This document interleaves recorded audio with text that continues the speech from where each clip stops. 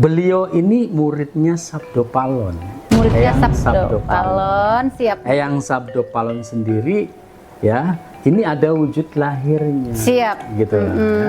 Sementara selama ini, ya, yang membimbing, yang mendidik, yang mengasuh Satrio Piningit dari sejak kecil, ya kan, ini Eyang Sabdo Palon, gitu. Secara batin. Secara batin, secara gaib, gitu kan, membimbingnya, gitu loh. Nah, kemudian dipertemukan dengan sosok lahirnya.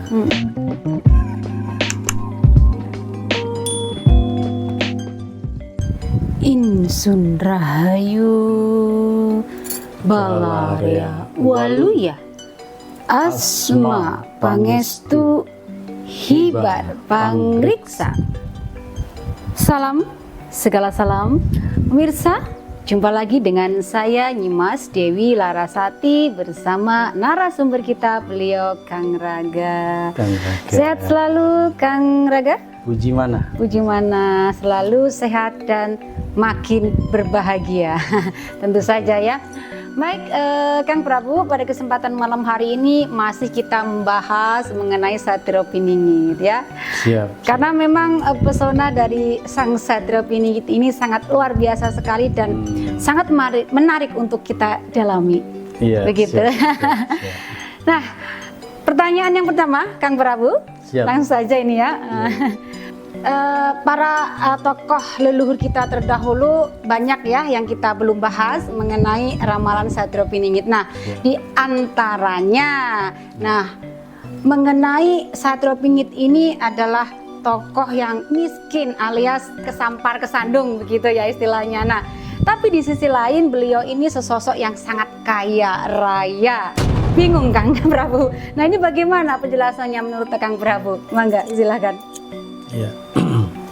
Jadi di tayangan yang sebelumnya ini kan sudah dibahas ya bahwa Sang Satrio Piningit yang sejati, yang merupakan sosok sentral ini bukan hanya sekedar yatim piatu, betul, tapi dibuang,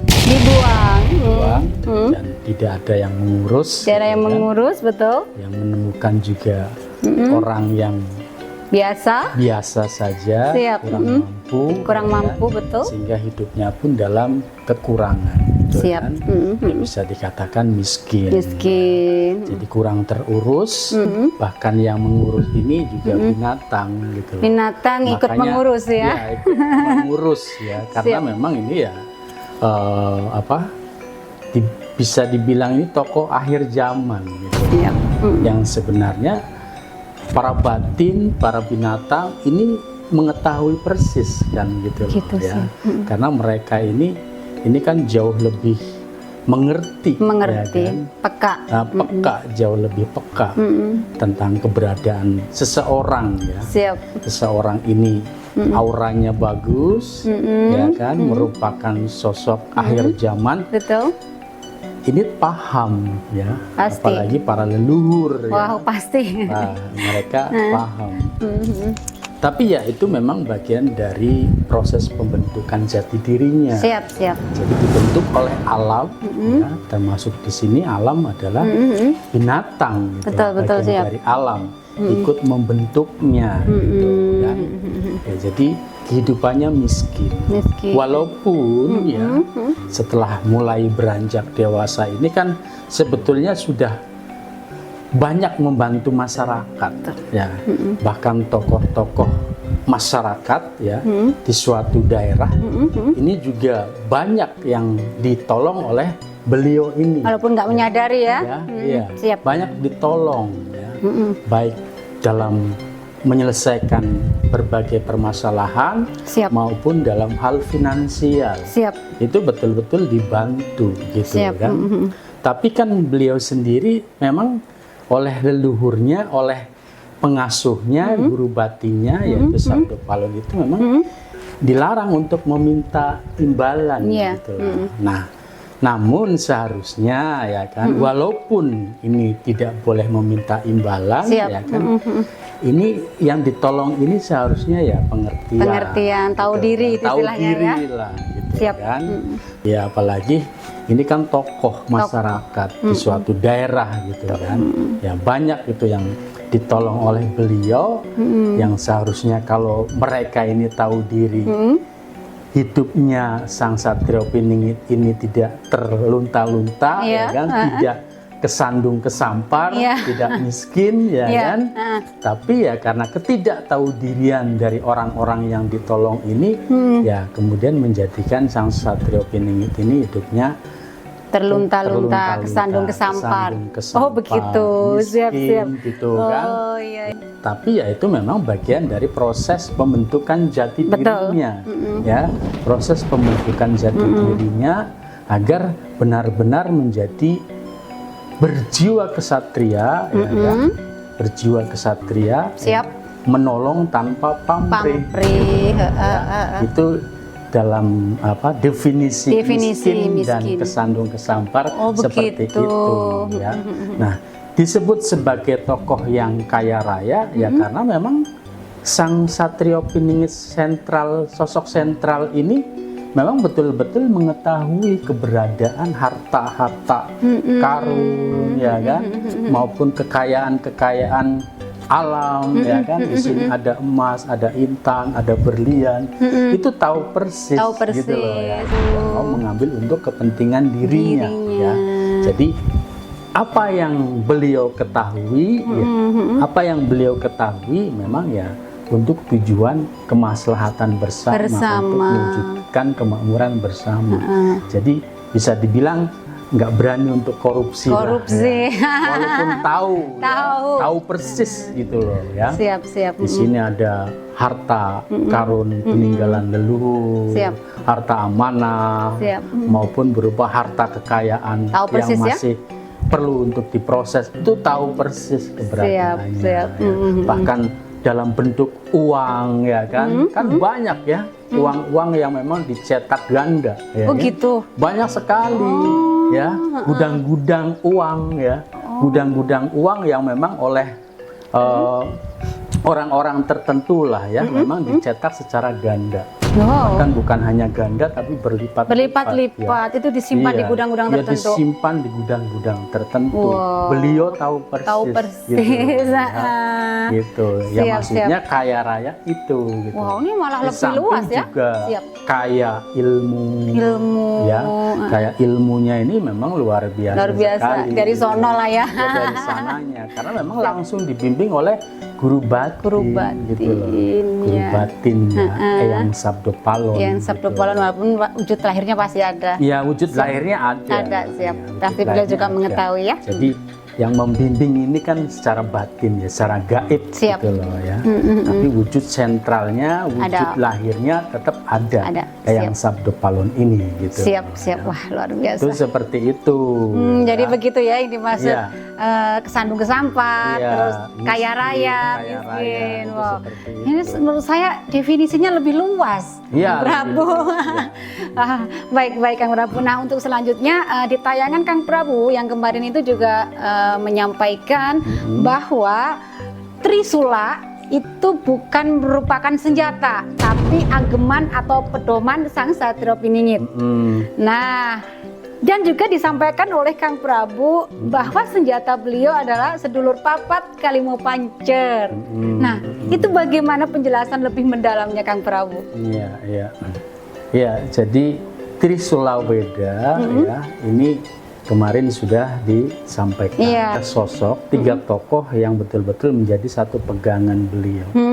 Baik itu ucapannya, baik itu sifatnya, karakternya, tabiatnya, laku lampahnya, ini menjadi panutan, ya, menjadi pegangan, menjadi pedoman dari Sang Satrio Piningit ini, gitu loh, ya. Jadi Trisula Weda itu bukan senjata, ya, disebut sebagai pedoman ataupun ageman, pegangan yang dipegang, ya, yang dipegang ini, ya, ini tadi sebagai Sang Bocah Angon, Imam Mahdi, dan Ratu Adil. Ini benar-benar menjadi pegangan parameter lah istilahnya ya, menjadi tolak ukur beliau dalam bersikap, berbuat, bertindak gitu loh ya. Ini tolak ukurnya dari 3 tokoh ini ya. Sang Bocah Angon yang merupakan perwujudan dari guru sejati atau yang Sabdo Palon gitu kan, dan Imam Mahdi gitu kan ya, dan satunya adalah Ratu Adil ya. Ini gitu loh, yang merupakan Trisulaweda ini ya. Jadi bukan senjata. Nah, persenjataan ya, yang senjata yang dikatakan sebagai senjata dari Satrio Piningit ini adalah sedulur papat Limo Pancer, yaitu nyawa ataupun energi ya kan? Air, api, tanah, angin. Ini persenjataan. Itu persenjataan. Iya. Jadi persenjataannya ini. Jadi saat ini beliau, sosok Satrio Piningit ini sedang menyelaraskan dengan jurus-jurus Sah Bandar Karimadi untuk penyelarasan dengan inti air, ya, inti api, inti tanah, inti angin, dan inti nyawa. Nah, ini sebagai bekal juga, sebagai kekuatan. Ya, yang saat ini sudah di-on-kan oleh beliau gitu loh ya, sebagai persenjataan. Yang artinya di-on-kan di sini adalah pada saat ada orang yang berusaha untuk mencelakai. Ya kan? Atau berusaha untuk menyerang, maka inti air, inti api, inti tanah, inti angin, inti nyawa ini akan bekerja dengan sendirinya, secara otomatis gitu loh ya kan. Jadi orang yang mau mencelakai atau menyerang itu dengan sendirinya akan mundur atau terhempas lah ya. Terhempas sebelum sampai. Ya, akan terhempas. Bahkan niat untuk menyerangnya ini menjadi batal. Menjadi gagal gitu loh. Jadi tidak jadi menyerang, malah justru akan jadi berbaik hati. Berbaik hati. Siap. Ya, seperti itu ya. Karena kan yang mau nyerang itu juga bagian dari unsur-unsur tadi, ya kan? Bagian dari unsur airnya, unsur apinya, unsur tanahnya, unsur anginnya, dan unsur nyawanya. Ya, kan? Ya, jadi pada saat mau menyerang ya nyawa-nyawa atau unsur-unsur yang ada di dalam dirinya ini nggak mau. Loh, itu tuanku kok mau diserang. Kurang ajar gitu ya. Itu merupakan bentuk kekurang ajaran. Kata nyawa-nyawa yang ada di dalam dirinya gitu loh kan. Ya walaupun secara nafsunya, pikirannya berusaha keras untuk menyerang, akan terpental sendiri gitu loh. Itu persenjataannya. Begitupun pada saat digunakan untuk suatu negara ya, untuk membela negara lah, negara Indonesia umpamanya. Pada saat negara Indonesia ini mau diserang umpamanya oleh negara lain ya, kan? Maka sosok Satrio Piningit ini cukup dengan menekan tombol tadi. Mengomandai berarti ya? Oh, ya, sebagai komando. Sebagai sang avatar. Ya, kemarin itu kan juga sudah disebutkan. Ya, kan? Jati diri manusia pada hakikatnya semuanya avatar. Kan? Cuma yang saat ini mempelajari kan sedikit. Ya. Jadi termasuk di dalamnya yang sedikit itu sosok Satrio Piningit ini gitu loh ya kan, mendalami ilmu avatar tadi sebagai sang pengendali unsur air, unsur api, tanah, angin, dan energi gitu loh ya. Luar biasa. Betul-betul akan dikendalikan gitu. Benar, avatar jadi benar-benar menjadi sang avatar sejati. Jadi umpamanya dari negara mana mau menyerang ya kan, ya cukup dikomandoi oleh sang Satrio Piningit, negara tersebut hancur sendiri. Dengan terat gitu ya. Porak-poranda umpamanya dengan angin tornadonya, atau mungkin gempa bumi, atau tsunami, gunungnya meletus, bahkan wabah penyakit. Itu sangat bisa sekali gitu loh ya. Karena itu memang inti dari alam ini gitu loh. Siap. Itu seperti itu senjatanya ya. Yang disebut dengan senjata sedulur papat Kalimo Pancer. Saat ini betul-betul sedang diselaraskan oleh beliau Sang ya. Satrio Piningit gitu loh. Siap-siap. Ya. Jadi paham kalau begitu ya pemirsa, yang dimaksud senjata Satrio Piningit sedulur papat kali mau pancer yang sudah beliau Kang Prabu sampaikan kepada pemirsa. Nah, baik, untuk selanjutnya nih Kang Prabu. Nah, di tayangan yang kemarin juga, nah Kang Prabu itu menyampaikan bahwa Sang Satrio Piningit ya itu sangat patuh dengan ketiga sosok, yaitu Bocah Angon, Imah Mahdi, dan Ratu Adil. Lalu apa hubungannya Sang Satrio Piningit dengan ketiga tokoh tersebut, Kang Prabu? Iya, barusan juga sudah disampaikan ya kan bahwa beliau ini muridnya Sabdo Palon. Muridnya Sabdo Palon, siap. Eyang Sabdo Palon sendiri ya, ini ada wujud lahirnya. Siap. Gitu ya. Sementara selama ini ya yang membimbing, yang mendidik, yang mengasuh Satrio Piningit dari sejak kecil ya kan, ini Eyang Sabdo Palon gitu loh. Secara batin. Secara batin, secara gaib gitu kan, membimbingnya gitu loh. Nah, kemudian dipertemukan dengan sosok lahirnya gitu ya.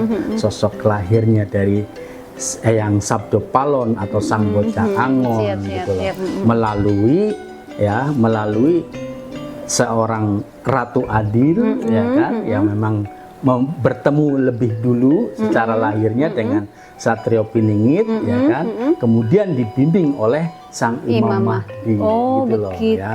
Jadi secara keilmuan ya memang ini satu ilmu, satu guru, siap. Satu guru. Oh gitu, ya. iya. Keilmuannya itu keilmuan Sah Bandar Karimadi gitu loh. Gurunya guru sejati Sang Bocah Angon gitu loh. Jadi ibaratnya seperguruan dengan Sang Imam Mahdi dan Sang Ratu Adil gitu loh. Berarti alam semesta mengaturnya itu sudah sangat luar biasa. Luar biasa. Memang ya hidup ini memang kan sudah ada yang mengatur dan mengendalikan. Ya. Siapa yang mengatur dan mengendalikan? Ya diantaranya orang tua kita, para leluhur. Siap. Para leluhur kita, ya leluhur terdahulu. Ya mungkin leluhur terdahulu tersebut juga bagian dari diri kita juga di masa lalu gitu kan.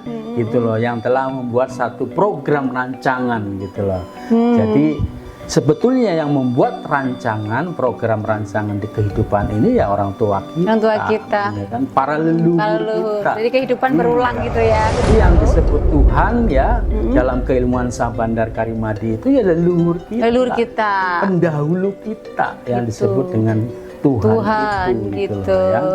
Leluhur. Nah, leluhur ini ya dalam wujud banyak. Ya kan, dalam wujud energi, bahkan dalam wujud binatang itu leluhur kita, mereka lebih dulu ada, sepakat, kan? Termasuk tumbuh-tumbuhan gitu loh, itu juga leluhur kita. Siap. Ya, jadi sebetulnya kalau dikatakan menyembah pohon ya kan, ya nggak usah marah, memang itu orang tua kita, leluhur kita, Tuhan kita, kan, nggak usah marah lah. Nggak usah marah lah, ya mungkin perlu pemahaman di situ lah. Ya karena sudah banyak doktrin dogma Kang Prabu. Gitu loh. Ya, mereka mendahului kita yang pasti. Pendahulu dari kita. Makanya disebut sebagai orang tua kita. Gitu loh. Jadi Tuhan itu ya orang tua kita sendiri gitu loh. Siap. Jadi kalau mau nebang apa-apa harus pamit lah ya, nggak asal-asal. Apalagi menebang hutan secara liar. Iya, itu kan merusak tatanan alam semesta gitu kan. Menyebabkan banjir, menyebabkan longsor gitu kan. Makanya memang perlu yang namanya pohon itu disembah ya kan. Ya karena memang banyak jasanya buat kita. Iya, kan? Oksigen dari mana juga. Ya. Kita pun makan dari pohon-pohonan juga, tumbuh-tumbuhan, juga dari binatang juga, ya kan. Layak mereka disembah. Juga. Yang arti disembah kan bukan berarti kita itu istilahnya. Artinya disembah itu layak kita mempersembahkan. Nah, begitu maksudnya Kang Prabu. Layak kita mempersembahkan sesuatu yang istimewa kepada para leluhur kita. Gitu loh, ya kan. Iya, apa yang perlu dipersembahkan? Ya tentunya mahakarya juga. Mahakarya dong, juga. ya kan? Mahakarya yang luar biasa istimewa, gitu kan? Siap. Apa mahakarya yang luar biasa istimewa? Ya tatanan kehidupan berperadaban luhur yang sawarga maniloka, kekal abadi. Siap, itu mahakaryanya yang perlu dipersembahkan, gitu loh, Prabu, kepada para leluhur kita, kepada orang tua kita, gitu loh. Itu maksudnya menyembah, mempersembahkan, gitu loh. Ya. Pikirannya udah kemana-mana nih pemirsa pastinya ya. Mempersembahkan yang luar biasa istimewa, gitu kan. Jangan kita hanya menerima terus, ya kan. Selama ini kita menerima terus, ya, menerima pemberian dari alam ini, ya kan. Tanpa kita pernah memberikan, mempersembahkan kepada para leluhur, ya. Ya minimal sekali, yaitu dengan sesaji Nusantara, ya, untuk persembahan, penghormatan kepada orang tua kita sendiri, gitu loh, ya. Jadi jangan dikatakan musyrik loh, ya. Hati-hati ini kalau bicara musyrik lagi, ya. Ini menghormati orang tua kita sendiri, ya. Kualat nanti kalau yang mengatakan musyrik, ya.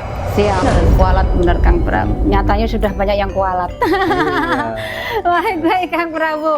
Pembahasan kali ini juga sangat menarik. Tapi nanti kita sambung lain kesempatan saja. Pokoknya intinya kita tuh sedikit-sedikit, tapi kita berusaha menyajikan tayangan yang makin memberikan edukasi kepada pemirsa. Benar ya. Ya, jadi jangan sampailah kita kualat. Jangan dong. Kan? Karena bagaimanapun itu orang tua kita sendiri, ya, yang perlu dihormati, perlu dihargai, perlu dijunjung tinggi, ya kan? Leluhur kita sendiri, gitu. Jangan leluhur dari bangsa lain diagung-agungkan, dihormati, dimuliakan, sementara orang tua kita sendiri disia-siakan, dihina. Ya kan? Betul. Aduh, hai.